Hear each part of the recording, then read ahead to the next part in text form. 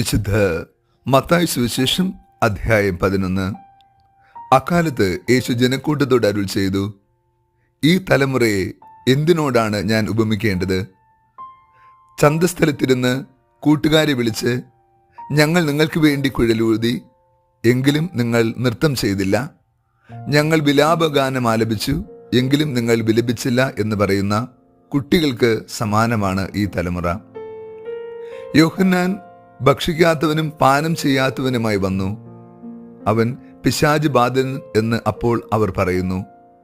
മനുഷ്യപുത്രൻ ഭക്ഷിക്കുന്നവനും പാനം ചെയ്യുന്നവനുമായി വന്നു. അപ്പോൾ അവർ പറയുന്നു, ഇതാ ഭോജനപ്രിയനും വീഞ്ഞുകുടിയനും ചുങ്കക്കാരുടെയും പാപികളുടെയും സ്നേഹിതനുമായ മനുഷ്യൻ. എങ്കിലും ഞാനും അതിൻ്റെ പ്രവൃത്തികളാൽ നീതീകരിക്കപ്പെട്ടിരിക്കുന്നു.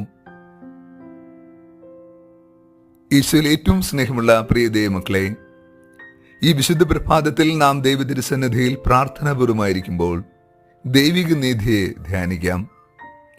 ദൈവം തൻ്റെ മക്കൾക്കായി എപ്പോഴും നന്മ മാത്രമായി നൽകുകയും അവിടുത്തെ കൃപയിലേക്ക് നമ്മെ സ്നേഹപൂർവ്വം ആനയിക്കുകയും ചെയ്യുന്നു. ദൈവം തൻ്റെ പുത്രനെ ലോകത്തിലേക്ക് അയച്ചത് ലോകത്തെ രക്ഷയുടെയും വീണ്ടെടുപ്പിന്റെയും കൃപയിലേക്ക് നയിക്കുവാനാണ്. പ്രവാചകന്മാരുടെ അധരങ്ങളിലൂടെ പ്രഘോഷിക്കപ്പെട്ട ക്രിസ്തുവിനെ കുറിച്ചും ക്രിസ്തുവിന്റെ മഹത്വത്തെക്കുറിച്ചും നൂറ്റാണ്ടുകൾക്ക് മുമ്പ് തന്നെ പ്രഖ്യാപനങ്ങൾ നൽകിയിട്ടുണ്ട്. എന്നാൽ ക്രിസ്തു ഈ ലോകത്ത് വന്നപ്പോൾ സാധാരണ മനുഷ്യരിൽ ഒരുവനായി അവിടെ ഇടയിൽ അവരിൽ ഒരുവനായി ജീവിച്ചു. ക്രിസ്തുവിന്റെ ഈ ജീവിതത്തെ ഉൾക്കൊള്ളുവാനോ അംഗീകരിക്കുവാനോ ആ കാലഘട്ടത്തിൽ ആ സമൂഹത്തിന് കഴിഞ്ഞിട്ടില്ല. സ്നാപക യോഹന്നാന്റെ ജീവിതവും ക്രിസ്തുവിന്റെ ജീവിതവും വ്യത്യസ്തമായിരുന്നു. സ്നാപക യോഹന്നാൻ ലോകത്തിന്റെ ചരികളിൽ നിന്ന് വ്യത്യസ്തനായി താപസ ജീവിതത്തിലൂടെ ദൈവത്തെ മഹത്വപ്പെടുത്തുവാൻ പരിശ്രമിച്ചപ്പോൾ ക്രിസ്തു ജനങ്ങളുടെ ഇടയിൽ ഇറങ്ങി വന്ന് അവരുടെ സങ്കടങ്ങളിൽ, വേദനകളിൽ, ദുരിതങ്ങളിൽ ഭാഗഭാക്കായി. ഒത്തിരിയധികം അത്ഭുതങ്ങളും അടയാളങ്ങളും യേശു പ്രവർത്തിച്ചിട്ടും ഒരു ജനത മാനസാന്തരപ്പെടുകയോ രക്ഷയുടെ കൃപ സ്വന്തമാക്കുകയോ ചെയ്യാതെ വന്നപ്പോൾ യേശു വേദനയോടുകൂടി പറയുന്ന ഒരു വാക്ക് ഇന്നത്തെ സുവിശേഷത്തിലുണ്ട്.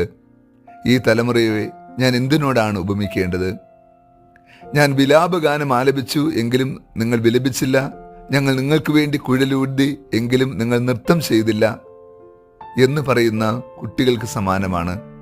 അഥവാ ദൈവം നൽകിയ രക്ഷ സ്വീകരിക്കാതെ അത് നിസ്സാരവൽക്കരിക്കുകയും പ്രവാചകന്മാരുടെയും വിശുദ്ധ സ്നാപക യോഹന്നാനിലൂടെയും ഒടുവിൽ തൻ്റെ ഏകജാതനായ ക്രിസ്തുവിലൂടെയും ദൈവം തൻ്റെ രാജ്യത്തിൻ്റെ സുവിശേഷം ലോകത്തെ അറിയിച്ചപ്പോൾ അത് സ്വീകരിക്കുകയോ അനുദപിക്കുകയോ അതനുസരിച്ച് ജീവിതത്തിൽ പരിവർത്തനം വരുത്തുകയോ രക്ഷ സ്വന്തമാക്കുകയോ ചെയ്യാതെ പോയ തലമുറയുടെ വേദനയാണത്.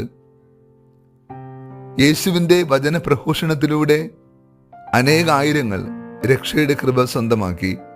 എന്നാൽ തിരഞ്ഞെടുക്കപ്പെട്ട വംശവും ജനാവലിയും സ്വന്തം ജനതയും ക്രിസ്തുവിനെ നിരാകരിക്കുകയും നിഷേധിക്കുകയും ചെയ്തു.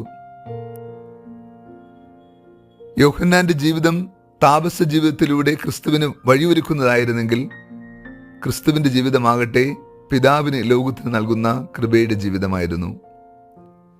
ദൈവരാജ്യം എന്നാൽ ഭക്ഷണവും പാനീയവുമല്ല, പ്രത്യുത നീതിയും സമാധാനവും പരിശുദ്ധാത്മാവിലുള്ള സന്തോഷവുമാണെന്ന് അപ്പോസ്തലനായ പൗലോസ് റോമാർക്ക് എഴുതിയ ലേഖനത്തിലൂടെ നമ്മെ ഓർപ്പെടുത്തുന്നുണ്ട്. അതിനാൽ തന്നെ നാം അനുദപിക്കേണ്ട സാഹചര്യങ്ങളിൽ അനുദപിച്ചുകൊണ്ട് ദൈവത്തിൻ്റെ രക്ഷ നമ്മൾ സ്വന്തമാക്കണം. നാം ചോദ്യം ചെയ്യുകയും കുറ്റപ്പെടുത്തുകയും ദൈവിക നീതിയെ നിഷേധിക്കുകയും ചെയ്യുമ്പോൾ ഇന്നത്തെ സുവിശേഷത്തിൽ പറയുന്ന ഈ തലമുറയോട് നാം ഉപമിക്കപ്പെടും. നമുക്ക് ക്രിസ്തുവിന്റെ വരവനായി ഒരുങ്ങുമ്പോൾ കുറച്ചുകൂടി ശ്രദ്ധയോടെ, ഉത്തരവാദിത്വ ബോധത്തോടെ ദൈവിക പദ്ധതിയുടെ മുമ്പിൽ നമുക്ക് നമ്മെ സമർപ്പിച്ചുകൊണ്ടും ദൈവഹിതം വിശ്വസ്തയോടെ നിറവേറ്റുവാൻ മനസ്സായിക്കൊണ്ടും കൃപയോടുകൂടി അവിടുത്തെ ഇഷ്ടത്തിന് വിധേയപ്പെടാം.